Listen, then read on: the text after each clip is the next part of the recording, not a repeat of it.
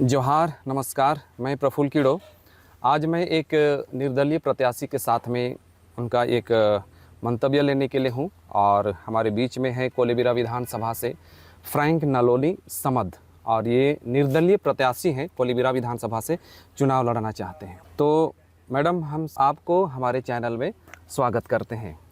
Thank you. हमारे पास में कुछ सवाल हैं। तो मैम, एक चीज़ मैं आपसे पूछना चाहूँगा कि आप चुनाव क्यों लड़ना चाह रहे हैं? देखिए, अब तक चुनाव लड़ने का मेरा मकसद बहुत कम ही रहा, लेकिन जिस तरह से ये चुनावी रणनीति जो रही है पिछले कई 10 सालों से, तब तक काफ़ी चेंज हो चुका है। पहले की हमारी राजनीति नहीं है।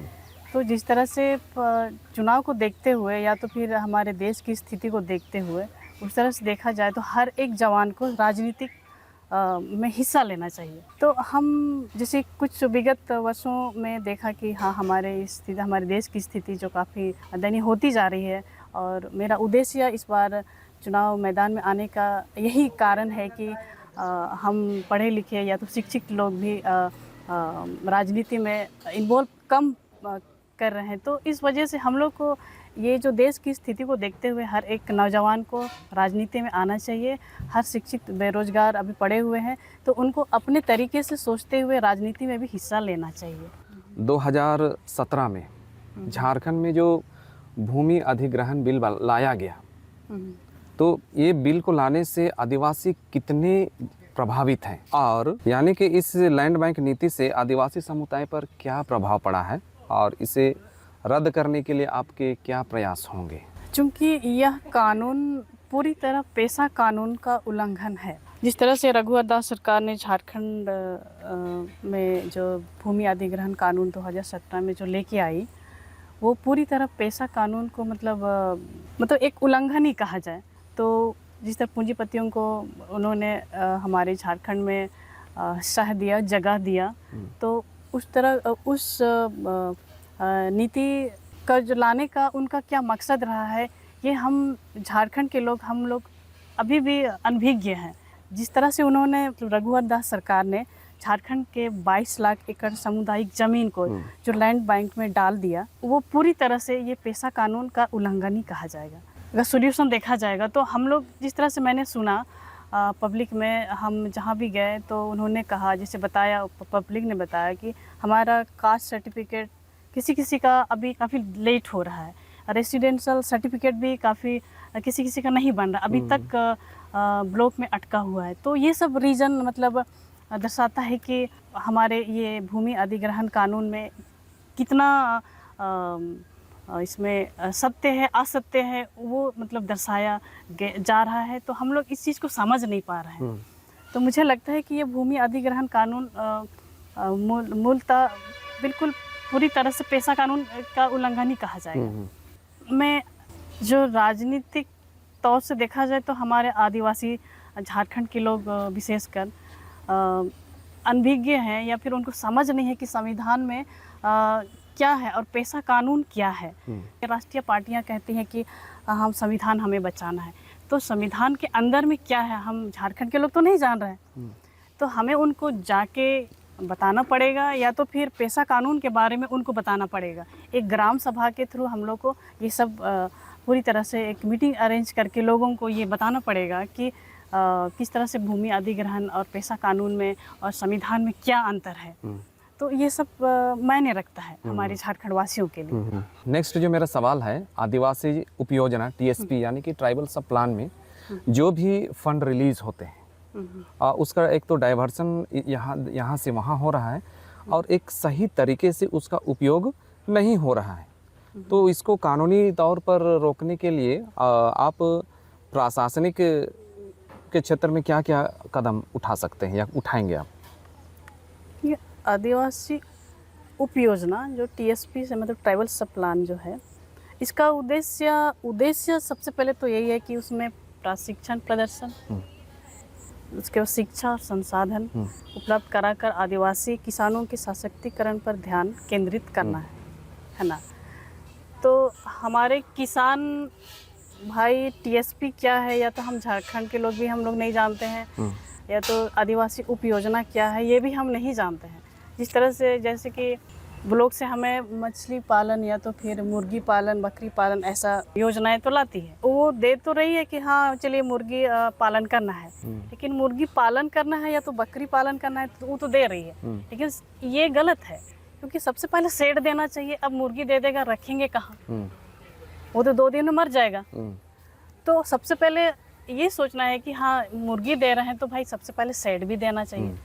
तो ये चीज़ हमें आवाज़ उठाना चाहिए कि इन योजनाओं के तहत कि हाँ मुर्गी आप दे रहे हैं पालने के लिए तो बकरी भी दे रहे हैं, तो हम इसके लिए हमें शेड भी चाहिए, तभी जाके हम इसको पूरी तरह से इस योजना के अंतर्गत हम सफल या तो हो सकते हैं इस टाइप का।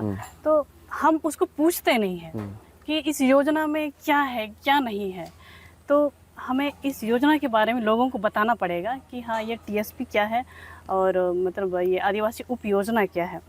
तो पर आज यह योजना भी पूरी तरह से भ्रष्टाचार देखा जाए तो मतलब किसी को पता नहीं है, हमारे आदिवासी भाई बहनों को किसी को नहीं पता है। मुझे लगता है कि भ्रष्टाचार और घूसखोरों के हाथ में ही है, जो उसमें से जो भी कमीशन खोर हैं, बाकी कुछ जो है वो पब्लिक पे जाती है, योजनाओं पे कुछ जाती है और बाकी जो है हमारे पॉकेट्स पे आ जाती है, मतलब कमीशन या तो घूसखोर में। तो ये एक भ्रष्टाचार में भी विलिप्त है हम।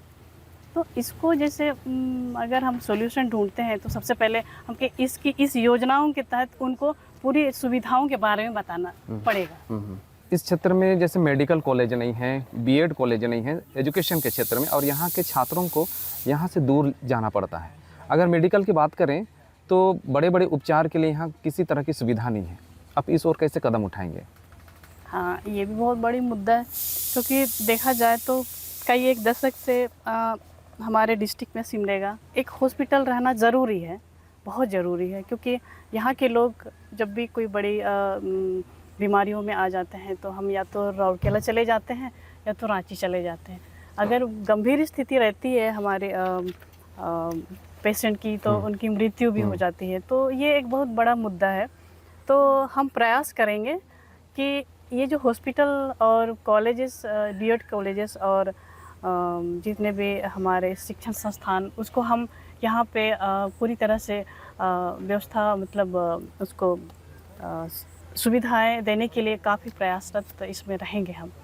और जिस तरह से आपने कहा कि स्टूडेंट्स यहाँ के बाहर चले जाते हैं, ये भी बहुत बड़ी मुद्दा है कि हाँ हमारे स्टूडेंट्स हर एक साल में अदर स्टेट चले जाते हैं, क्योंकि हाँ यहाँ पे कुछ अच्छी कॉलेजेस और अच्छी शिक्षा संस्थान नहीं होने की वजह से, जो कि एक हमारे बच्चों को, जो गरीब बच्चे हैं, जो उनको काफ़ी मुश्किल उठाना पड़ता है कि हाँ किस तरह से हम आगे की पढ़ाई करें। तो आगे की पढ़ाई के लिए एक अच्छी कॉलेजेस और हॉस्पिटल्स जो भी हैं, यहाँ मेडिकल कॉलेज होना चाहिए, एक बीएड कॉलेज होना चाहिए, या तो फिर कोई आईटीआई होना चाहिए। इसके लिए हम सरकार से हम ज़रूर इस मुद्दे को रखेंगे हम।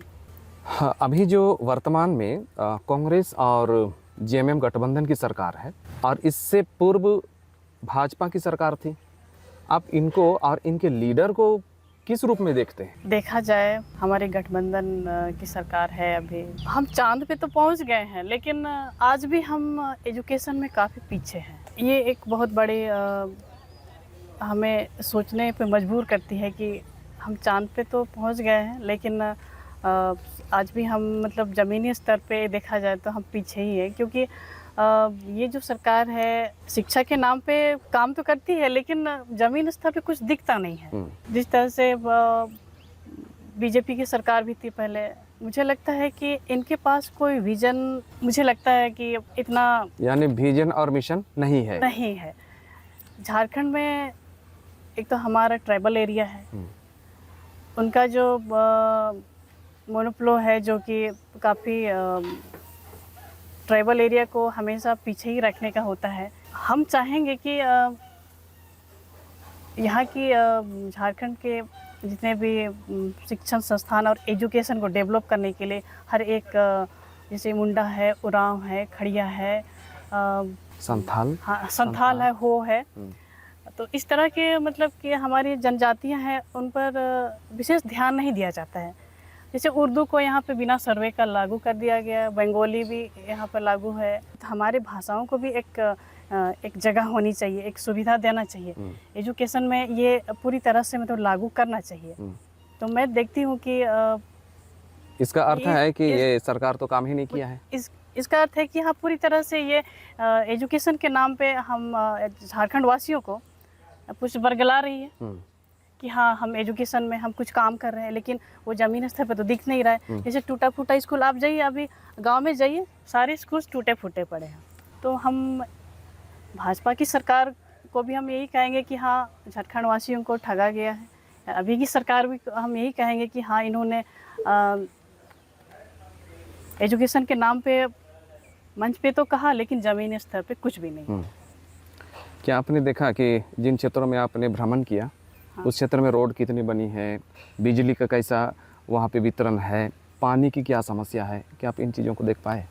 हाँ हाँ, जैसे हम समसेरा गए थे, हम आज भी वहाँ के लोग बोले कि हाँ देखिए मैडम, ये वाला रोड काफ़ी साल से मतलब ऐसे पड़ा हुआ है। हम जब नया गाड़ी भी लेते हैं तो हमारी गाड़ी 1 साल भी नहीं रहती है और पूरी तरह से ऐसे टूट फूट के कगार पे आ जाती है। तो मतलब क्या है कि हम काफ़ी जगह, हम जैसे लोकसभा, हम अपने एग्जाम्पल के लिए नहीं बोलेंगे, लेकिन ये सत्य है कि हम लोकसभा में काफ़ी हम 5 प्रखंड में और देखा जाए तो सिमडेगा में भी हम काफ़ी भ्रमण किए।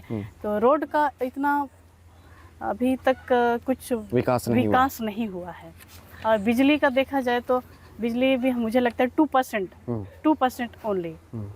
बाकी 8%, जैसे 8% कह रहे हैं कि 98% मुझे लगता है कि और भी विकास होना चाहिए, होना बाकी है। आप यहाँ की जनता को क्या कहना चाहेंगे, क्या संदेश देना चाहेंगे? जिससे कोलेबिरा विधानसभा से मैं हूँ, और सबसे अच्छी बात, सबसे बड़ी बात यह है कि मेरा पढ़ाई लिखाई संजय वीर बरवाडी से ही हुआ। और मैं हॉस्टल में रह के मैं यहीं पढ़ाई लिखाई की। तो मैं कोलेबिरा की एक परमानेंट हूँ, और हम एक अभी तक कोई स्थायी वहाँ पे नहीं खड़ा हुआ सुशील बागे के बाद में। तो मैं एक स्थायी पर्सन हूँ वहाँ पे। तो जिस तरह से अदर, जैसे सिमडेगा में देखा जाए तो सिमडेगा में किसी बाहरी वालों को अभी तक किसी ने मतलब यहाँ पर मौका नहीं दिया। तो हम क्यों हम दूसरे मतलब उस परमानेंट जगह के लोगों को छोड़ के हम दूसरे जगह के लोगों को हम अभी तक हम मौका दें। तो इसीलिए सबसे बड़ी बात ये है कि मैं वहाँ की परमानेंट हूँ। तो मैं चाहूँगी कि मुझे लोग वोट ज़रूर करेंगे, क्योंकि हमारी पढ़ाई लिखाई और वहाँ के जो सारे लोग मुझे जानते हैं, तो वो लोग मुझे मौका देंगे इस बार।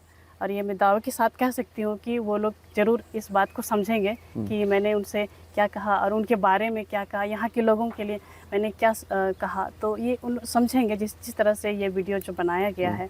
तो मैं सबसे स्पेशल मैं उनसे कहना चाहूँगी कि वो लोग इस वीडियो को देख के मुझे समझेंगे और वोट के लिए मुझे ज़रूर वो लोग मुझे अप्लाई करेंगे। तो जिस तरह से मेरा जो अभी आरी छाप है और क्रम संख्या 14 है, तो वो लोग मुझे ज़रूर आप लोग वोट दीजिए और इस विधानसभा में मुझे ज़रूर जगह दीजिए आप लोग। तो मैं यही कहना चाहूँगी। आज जैसे हम बातचीत कर रहे थे, हमारे साथ में जुड़ी थी कोलेबिरा विधानसभा की प्रत्याशी फ्रैंक नलोनी समद। इनसे हम लोग खास बातचीत कर रहे थे। और जिस प्रकार अगर झारखंड को हम लोग देखते हैं तो एजुकेशन के क्षेत्र में जो गवर्नमेंट ने क्या किया कि उर्दू का, बंगाली का और उड़िया को बिना सर्वे किए इन्होंने हर क्षेत्र में पढ़ाई के लिए इसको घोषित कर दिया गया।